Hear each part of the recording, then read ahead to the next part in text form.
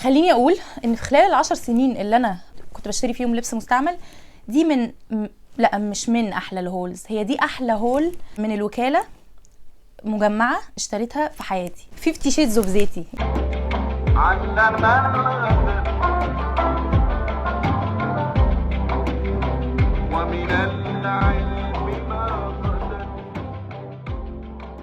صباح الخير او مساء الخير على حسب بتتفرجوا عليا امتى. لو اول مره تشوفوني، انا نوران وبعمل كونتنت عن الوكاله وعن الاستدامه والفن وعلاقتهم ببعض وحاجات مختلفه. لو انتوا انترستد ممكن تعملوا سبسكرايب او ممكن تعملوا جرس التنبيهات عشان تشوفوا كل الفيديوز اللي انا بعملها. لو عجبكم الفيديو ده يا ريت تعملوا لايك وشير عشان ده بيفرق معايا كصانعه محتوى.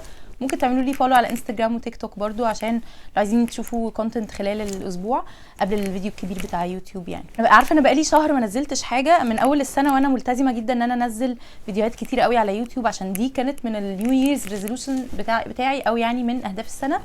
بس انا الشهر اللي فات للاسف كان عندي ظروف كده كتير فما عرفتش حتى صورت فيديو غير اللي انا بصوره دلوقتي. بدات اديتنج بس فعلا ما عرفتش حتى اخلصه عشان انزله.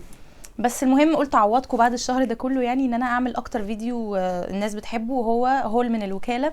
ما صورتش كتير قوي هناك يعني للفورمات بتاع يوتيوب بالعرض، بس اللي متابعني على انستجرام هيبقى شاف كام حاجه كده وريتكم حاجات انا جبتها شويه يعني سنيك بيك.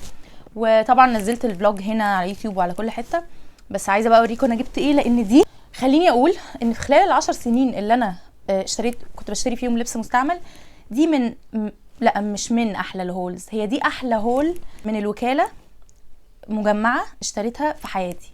كنت محظوظه قوي اليوم ده ان انا بجد كنت بلاقي حاجات تحفه من اول اليوم وسعرها حلو جدا. كان حظ كده، انا بجد صرفت كتير قوي اليوم ده بس مش مشكله، هي حاجات بجد تستاهل قوي. عايزه احمسكم اكتر من كده وعايزه ابدا عشان انا متحمسه جدا. خليني ابدا يعني ايه، ابدا بالبنطلونات مثلا عشان اشتري بنطلونات كتير قوي. اللي عارفني هيبقى عارف 50 شيدز اوف زيتي.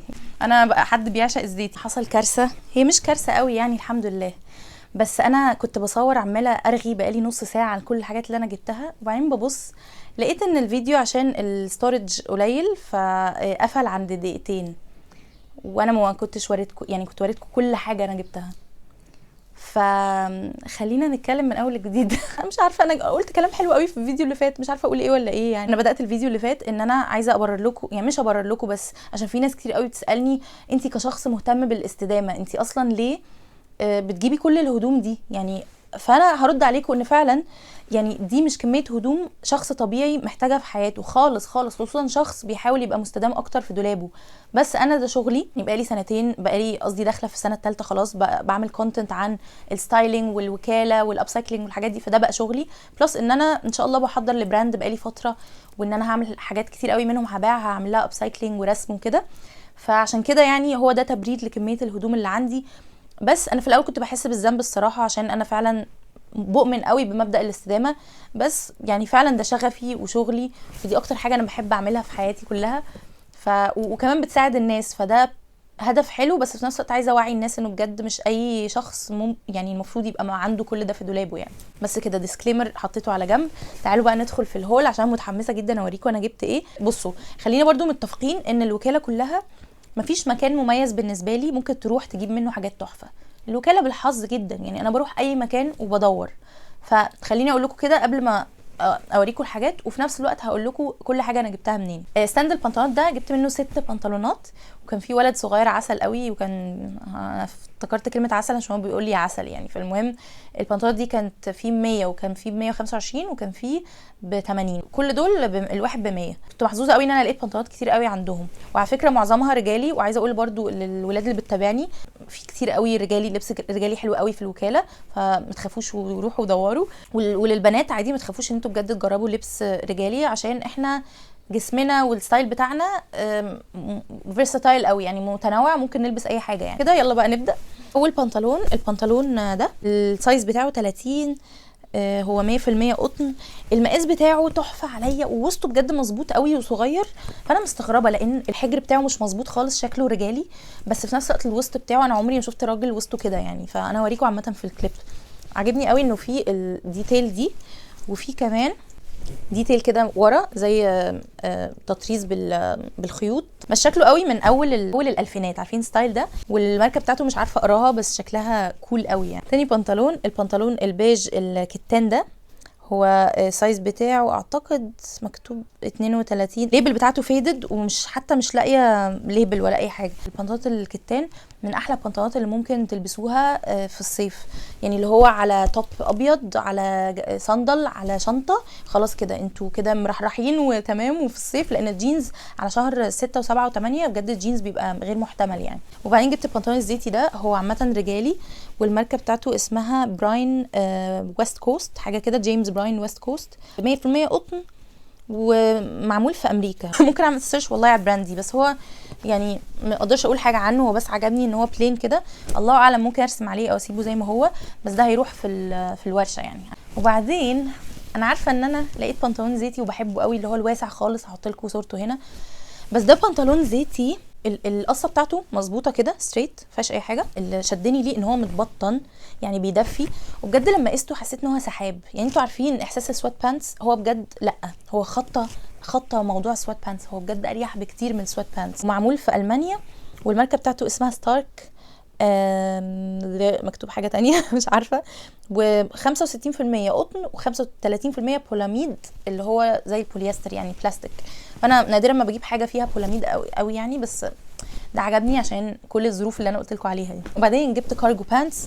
انا مش شخص كارجو بانتس خالص، حاسه انه مش ستايلي، بس هحكي لكم قصه الماركه دي، اسمها جي ستار. وانا مثلا صغيره 16 17 18 ممكن اكبر كمان، في الفتره دي كنت عامله سبسكرايب لكل الويب سايتس اللي هي بتتكلم عن الفاشن، السليبرتيز بيلبسوا ايه وفاشن ترندز والحاجات دي. فالماركه دي في مثلا 2009 2008 2010 الحاجات دي كانت اولا جي ستار كل السليبرتيز لابسينها غاليه جدا، فهي دي يعني انا شدني قوي ان انا اشوف الماركه الغاليه دي الصنع بتاعها عامل ازاي، نظيف ولا لا. فعلا هو بجد كارجو بانس اولا مقاسه تحفه عليا، هوريكم في كليب، وكمان التفاصيل بتاعته بجد حلوه قوي. الصراحه انا لو شخص يعني الكارجو بانس بقالها فتره كبيره جدا جدا موضه قوي، فانا بصراحه لو شخص بحب كارجو بانس هدور عليها فينتج مش هشتريها جديده. فلسه بفكر يعني اخليه ولا لا، بس في ناس كتير قوي على الانستجرام عشان وريته على الانستجرام قالوا لي خليه عشان شكله تحفه، فيعني هشوف هفكر. وبعدين لقيت البنطلون ده ماركته ديكيز. عارفين مثلا ان الاجز موضه جدا دلوقتي، يعني ماركات اللي هي بتروح وتيجي اللي هو بتبقى موضه قوي بعدين بتختفي. الماركه دي بقى لها فتره كبيره قوي موضه وبتتباع فينتج غاليه يعني. جماعه كلاكات ثالث مره، انتوا مصدقين؟ عامه عدى يوم انا لابسه نفس اللبس، بس عدى يوم عشان امبارح بجد يا لهوي انا كنت كل ما اصور كل شويه الفيديو يقطع من كتر ما الستورج مش مستحمل. حاولت افضي شويه وحاولت اشتري ستورج وكده وظبطت الدنيا، وقلت خلاص انا هصور الباقي بالليل، لان انا قصدي بكره اللي هو النهارده يعني، لان انا صورته 3 مرات حرفيا ورغيت 3 مرات على نفس الحاجات، بس كل شويه يقف في حته. المهم يعني يلا نكمل. هو ده فيديو معرفش فيديو ملعون او فيديو منظور، من كتر ما الناس اكسايتد قوي عشان انا عامله اناونس ان انا هعمل الفيديو ده، هو بجد حرفيا مش عايز يتعمل. فيلا يلا بينا كمل. اخر بنطلون جبته البنطلون الاخضر ده، تقولوا بقى لون الخاص، لون الجرجير، لون الترجيع، يعني مش عايزه اقرفكم، بس يعني هو بيفكرني بالعربيات اللي هي عارفين الماركات اللي هي مرسيدس وبيجو والحاجات دي، لما تلاقوا بجد لون غريب جدا حد جايبه وتحسوا اللي هو اكيد هو وفر كتير قوي في العربيه دي عشان اللون ده محدش بيشتريه. عجبني جدا، غالبا هاخده لنفسي، والفيت بتاعته هوريها لكم في الفيديو ده، ولونه فظيع. وكمان لما قست عليه جاكيت من الجواكت اللي انا جايباها، انا هوريكم في الاخر عشان ما احرقش الجاكيت، حسيته اوتفيت كده اللي هو تمام يعني، تمام قوي يعني. خلاص خلصنا البنطلونات، تعالوا بقى ندخل على الجواكت. مش عارفه قلت لكم ولا لا في اول الفيديو، خلينا نقول تاني. انا بركن في الجراج اللي جنب وزاره الخارجيه، جراج كده سوره ازرق، فاول ما بنزل بلاقي الوكاله على طول في وشي، اللي هو الحته بتاعت تحت الكوبري اللي هو اخر الشارع بيبقى زكي السماك. فاول ما دخلت الوكاله لقيت ستاند كده كله جواكت، جبت منه 1 2 3 4 جواكت، والجاكيت ب 100 جنيه وكلهم تحفه. الثلاث جواكت دول حساهم نوران الثلاثينيه والاربعينيه والخمسينيه، اللي هو اخر الثلاثينات والاربعينات والخمسينات، هتشكرني ان انا يعني بجيب بيزكس وحاجات اللي هو كلاسيك تعيش وتتلبس في اي وقت واي سن، عشان انا شخص كده كده بلبس حاجات ستيتمنت وحاجات اوت اوف ذا بوكس قوي، بس في نفس الوقت حلو ان يكون عندي حاجات بتليق على كل حاجه وكلاسيك. ريكو اول جاكيت، هو زي بليزر كده وصوف طبيعي وبجد بيدفي جدا جدا جدا، والفيت بتاعته حلوه قوي لان انا الكتاف بتاعتي كنزه، فدايما مش اي بليزر بيبقى مظبوط عليا، بيبقى كله اللي هو مبهدل مهلهل كده، بس ده حلو قوي والفيت بتاعته تحفه. وانتوا عارفين ان انا قد ايه ابتديت احب اللون البني، مع اني ما كنتش بحبه خالص، فعجبني قوي. شبهه شويه البليزر الزيتي ده، هو بليزر جاكيت يعني، ممكن تقولوا عليه كوت وبليزر في نفس الوقت. انتوا عارفين قد ايه انا بحب اللون الزيتي. وحابه اقول حاجه بقى عن الموضوع ده، لان مثلا معظم الناس لو بتعلق على لون واحد، يعني مثلا واحد بيحب الاسود قوي، حد بيحب مثلا لون معين قوي، في حالتي دي الزيتي. فمثلا وانا صغيره اكيد امهاتنا كلنا كانت بتقول اللي هو يا بنتي بطلي تعلقي على اللون كذا يا بنتي. بس انا من رايي الشخصي الصراحه انه لو في لون بيسعدك وبجد بيحسسك اللي هو كل ما تلبسه ان هو انت، جيب منه كل الدرجات والبسه على طول. طز، مش لازم تغير ستايلك، مادام انت مرتاح ومبسوط ما تغيرش اي حاجه. ان شاء الله لو بتلبس كل يوم نفس الاوتفيت بس بفيرجنز مختلفه او باشكال مختلفه. ده طبعا رايي الشخصي، مع اني انا بحب اكسبيرمنت واحب اجرب والبس حاجات جديده، بس بجد بطلوا تحسوا ان في مشكله عشان انت بتحب حاجه معينه، ليه تعذب نفسك يعني. المهم انا عندي 100,000 حاجه زيتي وكلهم بحبهم وكلهم لاغراض مختلفه، فالكود ده حلو قوي ومقاسه تحفه. وعامه عاجبني قوي الزراير، كنت في الاول قلت ايه هغيرها، بس لا مش هغيرها الصراحه، حاساها فينتج وحلوه، وهو صوف طبيعي وجميل وهيعيش معايا وتحفه وهيتلبس على حاجات كتير وكده. في الاخر بقى هوريكم كود طويل كده حلو قوي لو انتم متابعيني على الشورت فيديوز. انا نزلت عامه شورت فيديو برده على يوتيوب وعلى انستجرام وتيك توك عن جوله الوكاله سريعا كده، هتبقوا شفتوا الكود ده. انا مش هطلعه من الكيس بقى ولا اطلعه من الكيس واوريه لكم كده، هوريكم في الكليب ده. كود طويل كده لونه بيج، وبجد هو شيك قوي وحلو كده. يا جيجي اتفضلي. اللي عنده قطط ما بيتهناش. كل الكوتس الطويله اللي عندي يا ستيتمنت اللي هي فيها شغل جامد، يا الوحيد اللي عندي اللي هو ساده جلد وزيتوني. فحسيت ان انا عايزه حاجه كلاسيك اكتر ولون يتلبس اكتر مع كل حاجه. فاول ما شفته حسيته تحفه، وكمان عاجبني انه اوفر سايزد بس مش مهلل قوي، وانه ممكن الاير تحتيه حاجات مختلفه. فجبته ب 100 جنيه يا جماعه، بجد الستاند ده كان رهيب رهيب. نيجي بقى على جاكيت جلد جبته من نفس الستاند، مكتوب عليه بيج سكين او جلد خنازير. انا اول مره اشوف جلد خنازير يعني، بس الملمس بتاعه حلو قوي. بصوا هو هناك انا مش هجيبه هنا، لان الجاكيتين الجلد اللي انا جبتهم لازم يروحوا يتنضفوا عند حد متخصص في الجلد، وهم ما اتنضفوش ومش هحطهم على سريري النظيف يعني، فخليهم هناك. وهوريكم بقى شورت كليبس وانا لابساهم يعني. لونه كده هاني او كارمل او هافان، ممكن تقولوا هافان يعني. الشتا ده كنت كل ما البس مثلا اوتفيت واحتاج له جاكيت، ساعات بفكر كتير قوي في جاكيت جلد بني وانا ما عنديش، فقررت اللي هو لا خلاص انا محتاجه جاكيت جلد بني. فاول ما شفته وقسته حسيته تحفه، برده كان ب 100 جنيه. الحقيقه فيه ديفو صغير، لو رحت عملت له دباغه عند الراجل، دباغه دي يعني صبغه الجلد اللي هو عشان ينظف سكراتشز والحاجات دي، لو رحت عملت له دباغه اعتقد ان هو بسبب ان الحرق غامق هيغير لونه كله. فانا مش حاسه ان انا عايزه اعمل كده، حاسه ان عاجبني لونه، فبفكر اللي هو اخليه كده بالبقعه اللي فيه. حاسه ان هي مش هتضايقني، متهيألي هي صغيره يعني. قولوا لي رايكم برضو، بس هو تحفه ومبسوطه قوي. وماركته ياسيكا. ياسيكا دي انا الماركه دي عامه بشوفها في الوكاله كتير قوي يعني. اوكي قبل ما انسى هقول لكم الجاكيت اللي انا لابساه ده جبته من ستاند برضو عشوائي كده ناحيه زكي السماك في النص، في الشارع اللي هو على نصيته زكي السماك. هو ب 125 جنيه، كله ستان متبطن من جوه، بجد بيدفي جدا، ما كنتش متخيله انه بيدفي كده. والظهر بتاعه فيه ديزاين، هحط لكم برده شورت كليب هنا عشان تشوفوا الظهر فيه كل الديزاين. هو ده اللي اصلا خلاني عايزه اشتري، تحفه فظيع. هايدي صاحبتي كانت معايا، هو الصراحه يعني الاساور والكولر بتاعه مبهدل شويه موبر، هو كله ستان بس فيه الاساور والحاجات دي زي صوف او حاجه زي كده موبره جدا. فهايدي قالت لي متاكده يا نوران؟ قلت لها بصي هو عاجبني جدا، انا مش مشكله عادي هغسله واشوف. اول ما غسلته حسيت ان هو نضف كده وحلو، وكان مكتوب عليه هاند واش، فغسلته بايدي وكده وحاساه تمام قوي وعاجبني، ومبسوطه جدا ان انا جبته. بجد هو بيدفي وبيرفكت جاكيت للجو بتاعنا اللي هو دلوقتي ما بين الفصول كده يعني. اخر حاجه بقى اكتر جاكيت عاجبني خليته للاخر خالص. ماشي خليني احكي لكم قصه الاول. عاصم ضعضع، ممكن احط هنا الاكونت بتاعه، هو اكتر اكتف على تيك توك. عاصم بيشتري لبس فينتج، واصلا هو ديزاينر بيديزاين لبس وبيبيعه كده.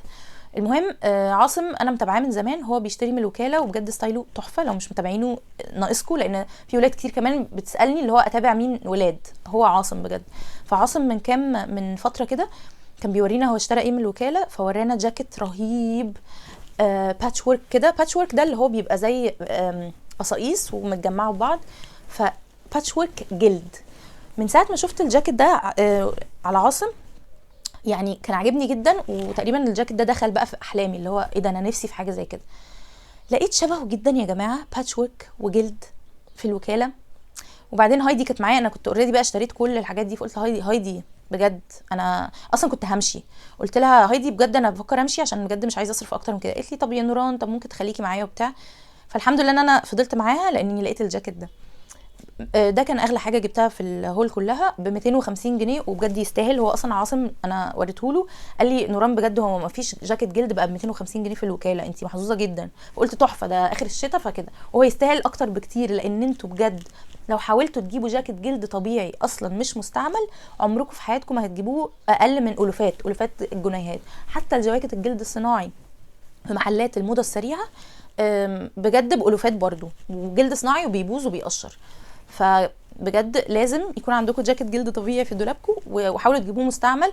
بس بقى هقول لكم برضو ايه نصيحه، ان انتوا لما تيجوا تجيبوا جواكت جلد مستعمله، بصوا كويس على الديفوهات اللي فيها، لان انتوا هتضطروا طبعا تودوها لمكان متخصص في الجلد ينظفها، والاماكن دي بتبقى الى حد ما غاليه، يعني مثلا ممكن تنظف من 200 ل 400 جنيه على حسب الحاله بتاعه الجاكيت، وتعمل دباغه وكده، فهتصرفوا عليه. فخلي بالكم ايه من السعر اللي انتوا جايبينه، انتوا هتصرفوا عليه ولا لا، هل ده يستاهل. بس هو بصراحه بالنسبه لي معظم الوقت بيبقى بيستاهل، بس قلت برضو اقول لكم النصيحه دي.